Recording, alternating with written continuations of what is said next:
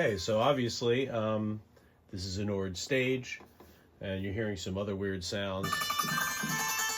And the explanation for this is I also have played in a Doors tribute band.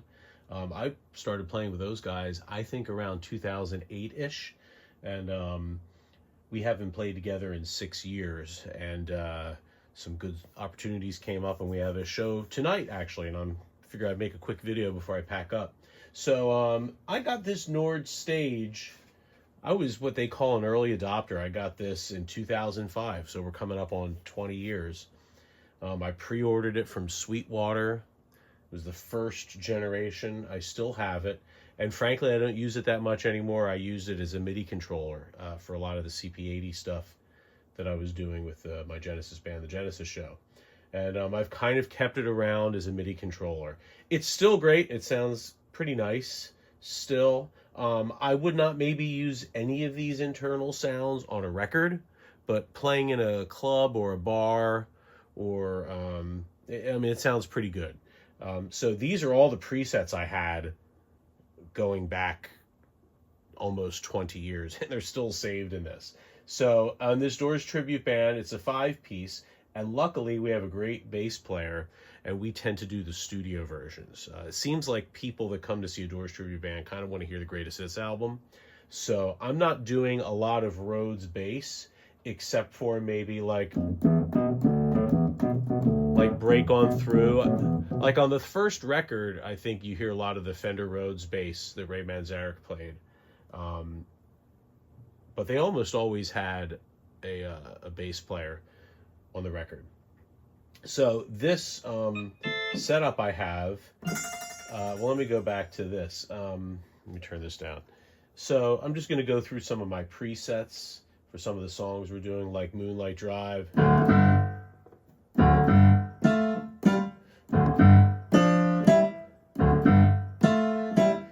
If you're familiar with that song, it's a regular grand piano, and then I have a layer of a honky-tonk. So the internal Nord pianos, there's a honky-tonk upright, perfect for that song. Alabama Song, which I started with, I have this split. You can see the zones with these lights. I have the Rhodes piano bass down there, the Vox Continental there, and then I have off-screen, 5 years after I got this, I wanted more computer-based sounds. And instead of getting a MacBook at the time, I instead got something called a Muse Receptor. And it was mostly a disaster, just very buggy. But I still have it because I have all the sounds. I have a lot of obsolete software on there that I made these sounds with, and I just don't feel like making them again, you know, or whatever. So it has it's a Linux computer that hosts a lot of plugins, and I'm think I'm on Native Instruments Contact 3 or 4 in this machine. And here is a third-party library of a Marxophone. And I think you hit the key or the button and a hammer hits the thing. So that's what's on the Doors debut album. I think that sounds pretty good, right? And then what other songs were next? Roadhouse Blues, you know, I just have a grand piano.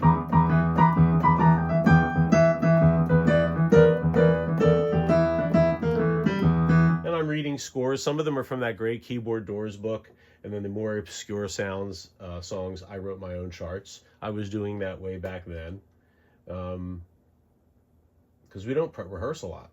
We just had one rehearsal for this show. Here's my break on through sound.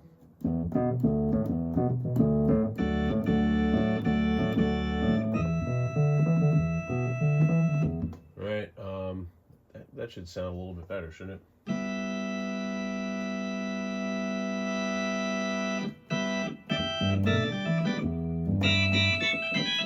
There we go, save that. What else do I have in here? This isn't that exciting, is it? Oh yeah, here we go, LA Woman. This is pretty fun. I'm just scrolling through presets on this old Receptor. So at the beginning of LA Woman, the guitar player, Robbie Krieger, had a ring modulator. And since this has a ring modulator built in, I can do that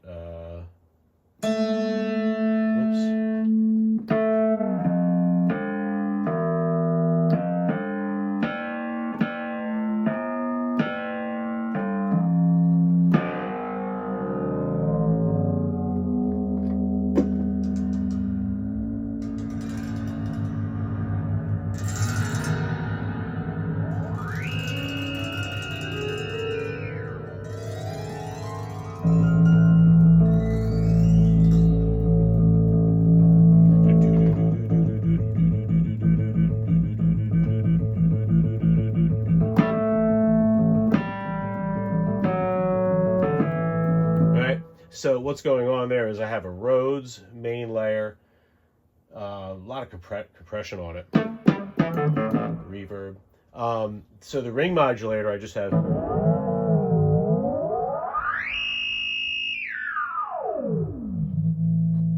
I used to have that routed to this mod wheel, but this thing is dead. It doesn't quite, if you can see there, it only goes like 20%.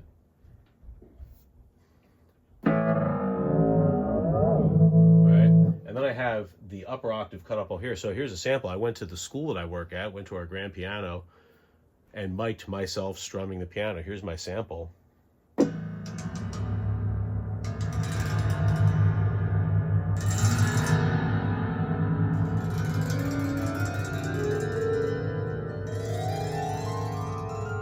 Yeah, pretty cool.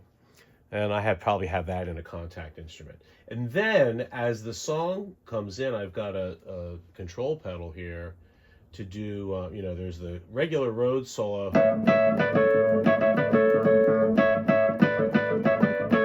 Right, all that stuff. And then later on, the honky tonk piano comes in. And I can see it, my Rhodes comes down a little bit. It's still in there.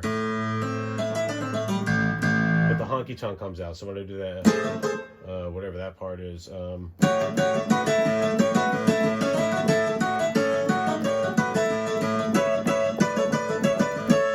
Right. And then, when it gets to that middle section, I turn the ring modulator off and put the phaser on.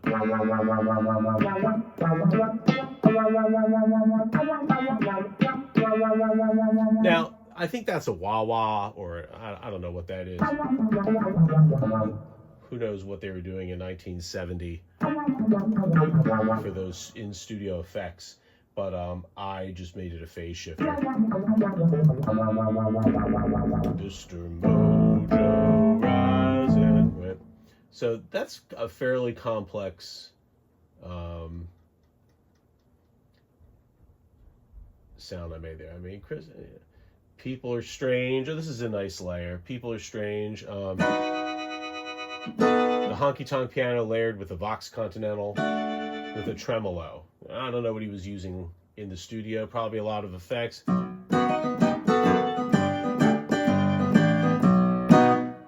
you guys know that song. And then Love Me Two Times. That's an early clavinet.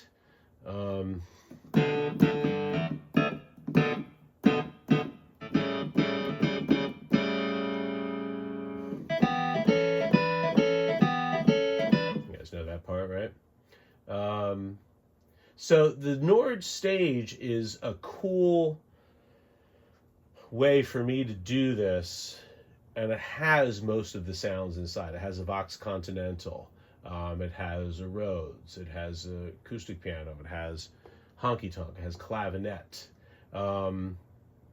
It even has, let me skip ahead, this is one of my proudest sounds. And I remember when this came out for the Nord, I was really happy with this. Like they had given an update. I don't know when this was, 2006, 2010. And they had a nice library of harpsichords, and there's a muted harpsichord in it. It's exactly the beginning of Soft Parade.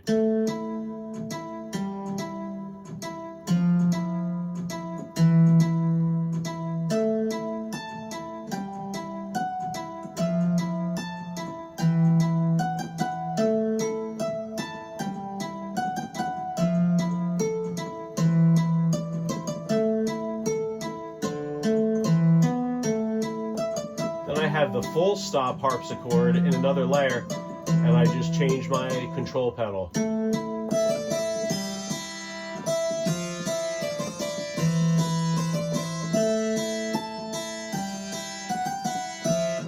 and then I hear the compressor kicking on. I must have programmed this because the sounds were so disparate. And then there's an RMI part, an early RMI, maybe that's the Roxachord, and it has a phaser on it. I'm not going to do all that. And then it goes to Hammond organ.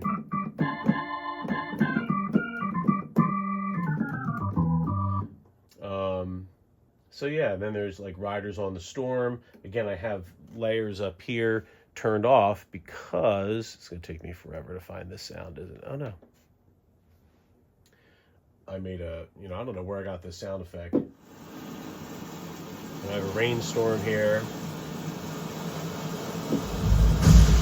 And a thunderclap there. We have an inside joke. We had a sound man who was serious when he said this, that complained that was not a West Coast rainstorm. That was an East Coast rainstorm, and it sounded all wrong. This is what we come up against in the music industry. So I have that going, and then I have the default, the tremolo on.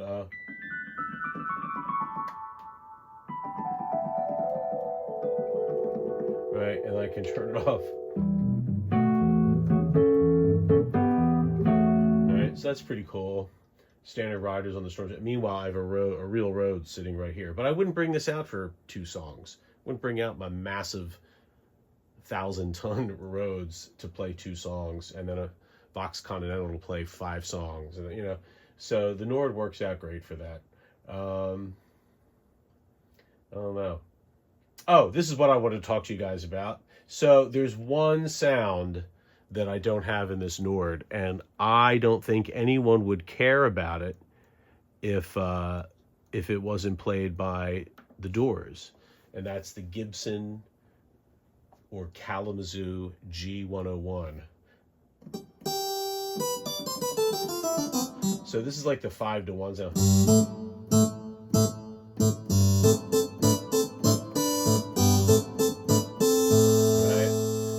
This is the later Ray Manzarek organ sound, probably by the 3rd or 4th album. Can't remember, Waiting for the Sun or Soft Parade, where that is. But, it's the Touch Me organ, Whoops.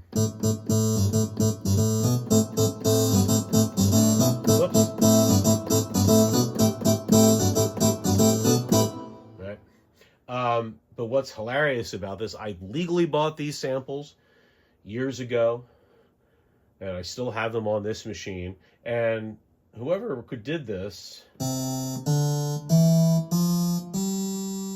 the G is flat, so you play the G's together,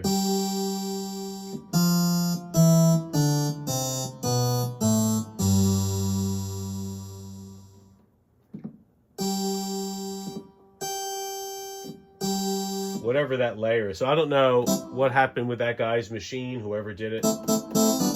But you see those Gibson organs go for a lot of money.